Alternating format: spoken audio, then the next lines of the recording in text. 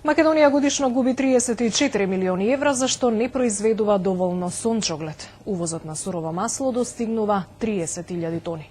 Од Стопанската комора со апел земјоделците да го зголемат производството на сончоглед. Наспроти 90-тите, кога сончогледот се одгледувал на површина од 38.000 хектари, сега на одвој 8.000. Користејќи ги ниските царински стапки од членството во Светската трговска организација, Македонија сега увезува рафинирано масло, со што се создаде недостиг на оваа агрикултура за производство. Државата да го подобри системот на контрола на квалитетот на маслото и да се донесе нов правилник, бараат преработувачите. Упорно одиме по терен, бараме кооперанти, нудиме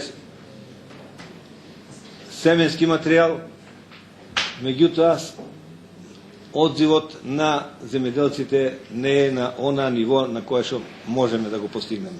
Согласно заклучокот од состанокот да се донесе новиот правилник за маслја и маст. Тоа е она што сакавме да ги изнесеме параметрите за вас да се запознаеме во функција на објаснување потребата или заклучокот да се врати сончогледот на македонските ниви.